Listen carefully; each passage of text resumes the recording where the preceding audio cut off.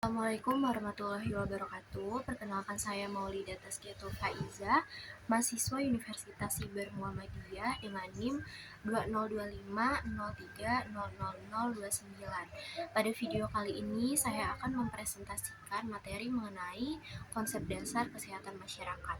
Pertama-tama perlu diketahui apa itu kesehatan masyarakat. Jadi, kesehatan itu memiliki arti ataupun definisi sebagai keadaan sejahtera dari badan, jiwa, dan sosial yang memungkinkan setiap orang hidup produktif secara sosial dan ekonomis. Sedangkan sehat menurut WHO yaitu suatu keadaan yang sempurna baik secara fisik, mental, dan sosial serta tidak hanya bebas dari penyakit atau kelemahan. Ada pula sehat menurut UU nomor 23 tahun 1992 yaitu suatu keadaan sejahtera dari badan, jiwa, dan sosial yang mungkin hidup produktif secara sosial dan ekonomis. Sedangkan masyarakat itu sendiri merupakan sekumpulan manusia yang saling bergaul dan berinteraksi.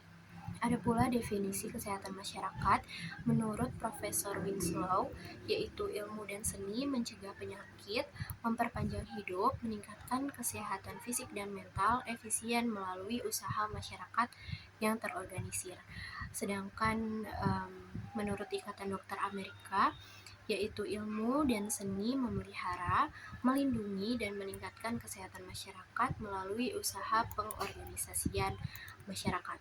Ada juga tujuan kesehatan masyarakat dibedakan menjadi tujuan secara umum dan khusus. Tujuan umumnya yaitu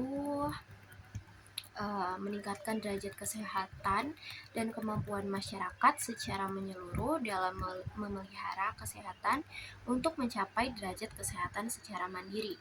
Sedangkan tujuan secara khususnya yang pertama yaitu meningkatkan pemahaman individu, keluarga, kelompok, dan masyarakat tentang pengertian sehat sakit dan meningkatkan kemampuan mengatasi masalah kesehatan.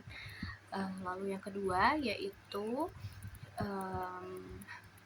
menangani kelompok keluarga rawan, kelompok khusus dan kasus yang perlu pelayanan kesehatan lanjutan. Selanjutnya ada dua aliran dalam menangani masalah kesehatan. Aliran yang pertama menggunakan pendekatan kuratif yang pada umumnya dilakukan terhadap individu, kontak terhadap pasien hanya satu kali, jarak petugas kesehatan dengan pasien cenderung jauh, bersifat reaktif, dan cenderung menangani pasien pada sistem biologis manusia atau secara parsial, tidak secara holistik atau menyeluruh. Lalu aliran yang kedua melakukan upaya preventif dan promotif sebelum terjadi penyakit yang pada umumnya sasarannya adalah masyarakat. Masalah yang ditangani merupakan masalah yang dialami masyarakat, bukan masalah perseorangan atau individu. Lalu jarak antar petugas kesehatan dengan masyarakat bersifat kemitraan, menggunakan pendekatan proaktif, melihat klien sebagai manusia yang utuh dengan pendekatan holistik atau secara menyeluruh. Lalu ada pula perkembangan kesehatan masyarakat yaitu pada masa sebelum ilmu pengetahuan. Sejak zaman Babilonia, Mesir, Yunani, dan Romawi sudah ada aturan sanitasi, pembuangan limbah, dan air minum yang teratur. Lalu abad ke-7 dan ke-14 penyebaran penyakit menular juga sudah mulai disadari. Selanjutnya pada masa periode ilmu pengetahuan yaitu abad ke-18 sampai ke-19 telah ditemukannya vaksin dan metode sterilisasi.